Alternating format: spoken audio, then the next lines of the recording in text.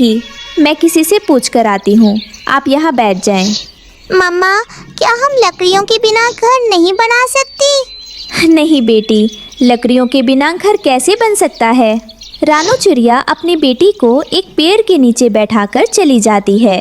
रानू चिड़िया एक बूढ़ी फाख्ता के पास जाती है। माँ जी, मैं इस जंगल में नई आई हूँ। मुझे और मेरी बेटी को अपने लिए घर बनाना है। हमें घर बनाने के लिए सूखी लकड़ियाँ कहाँ से मिलेंगी? बेटी, ये जंगल हरा भरा है। इस जंगल में तो सूखी लकड़ियाँ नहीं हैं। आपको अगर घर बनाना है तो दूसरे जंगल से सूखी लकड़ियाँ लानी होंगी। मैं तो अकेली हूँ, मैं अकेली ये सब कैसे कर सकती हूँ?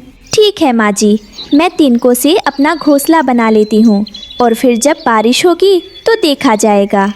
रानू वहाँ से उड़ती है और अपनी बेटी को लेकर लकड़ी तलाश करने निकलती हैं। तब उसकी नज़र एक नारियल के पेड़ पर पड़ती है। वो सामने नारियल का पेड़ है। उस नारियल के पेड़ पर नारियल के फल भी लगे हुए हैं। हम दोनों माँ बेटी उस नारियल के फल को भी तो अपना घर बना सकती हैं। गुड़िया चिड़िया उड़कर नारियल के पास जाती है और उसमें चोंच मारकर छेद करती है। वह पानी पीती है और अंदर बैठ जाती है। थोड़ी देर में रानू आती है। गुड़िया, गुड़िया बेटी कहाँ हो आप? मम्मा, मैं यहाँ हूँ, नारियल के अंदर। गुड़िया बेटी, क्या इस नारियल में मेरे लिए भी जगह है? हाँ मम्मा, हम दोनों माँ बेटी इसके अंदर आसानी से रात गुजार सकती हैं। मुझे सूखी लकड़ियाँ नहीं मिली, लेकिन ये भी अच्छा है। ये नारियल का घर सुरक्षित भी है और मजबूत भी। रात हो जाती है, दोनों उसी में सो जाते हैं। अगली सुबह कालू कौवा और गोरी कौवी वहाँ आते हैं। कालू जी, मुझे तो भूख लगी है, कोई फल खाने को दिल कर रहा है। वो देखो, सामने नारियल के पेड़ पर एक नारियल का फल लगा हुआ है। हम वो फल जाकर खा लेते हैं। कौवे नारियल पर चोंच मारते हैं। अंदर आवाज आती है। मम्मा, ये आवाज कैसी है?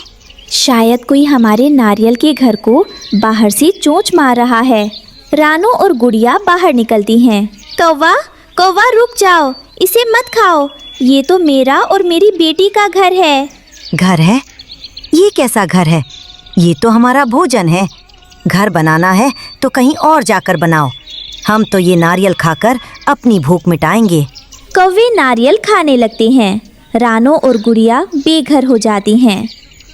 मम्मा, इन कौवों ने तो हमारा घर ही खा लिया। अब हम कहाँ जाएंगी? चलो गुड़िया बेटी, हम किसी और जगह चली जाती हैं। वे पहाड़ों की तरफ जाती हैं, जहाँ एक बड़ा अनार का पेड़ मिलता है। मम्मा, अगर हम इस अनार के फल को अपना घर बना ले तो कैसा रहेगा? हाँ बेटी, हम इस अनार के फल को अंदर से खाकर खाली कर लेती हैं और फिर आराम से इस घर में रह लेंगी। वे अनार खाली करके उसमें रहने लगती हैं। शाम को मिट्ठू तोता आता है। चिड़िया, चिड़िया, तुम इस अनार से बाहर निकल जाओ, मैं इसे खाने आया हूँ। तोते भैया, ये अनार का फल अब मेरा घर है, मैं अपना घर नहीं छोड़ सकती। अंकल तोते, हमने तो ये अनार का फल अंदर से पहले ही खा लिया है। मैं इसका रस नहीं बल्कि छिलका खाता हूँ। अब बाहर निकलो, ये जंगल के फल खाने के लिए हैं, घर बनाने के लिए नहीं। नहीं, हम नहीं निकलेंगे, तुम जाओ यहाँ से। मैं अभी कौवों को बुला कर लाता हूँ। तोता कौवों के पास जाता है। कौवे, कौवे, एक चिड़िया ने अनार के फल में अपना घर बना लिया है, उसे बाहर निकालो। मैं उस फल को खाना चाहता हूँ। वो चिड़िया कभी नारियल को घर बनाती है, कभी अनार को। अब तो उस चिड़िया को जंगल से बाहर ही निकालना होगा। कौवे और तोता रानू के पास आते हैं। चिड़िया, तू सीधे से अनार से बाहर आएगी या लगाऊं एक दो? कौवे, तुम मुझे कहीं भी रहने नहीं देते हो। मैं जहाँ भी घर बनाती हूँ तुम वहाँ ही आ जाते हो। अगर तुमने दोबारा किसी फल को घर बनाया तो हम तुम्हें जंगल से बाहर निकाल देंगे। डर कर रानू और गुड़िया बाहर निकल जाती हैं। तोता अनार खाने लगता है। रात में रानू और गुड़िया पेड़ के नीचे बैठी थी। मम्मा, सुबह क्या करना है? बेटी गुड़िया, सुबह हमें कुछ ऐसा घर बनाना है जिससे कौवों को कोई ऐतराज ना हो। हम दोनों माँ बेटी पत्तों से घर बनाएंगी। मम्मा, क्या पत्तों से घर बन जाएगा? हाँ, जब मैं छोटी थी तो मेरी माँ केले और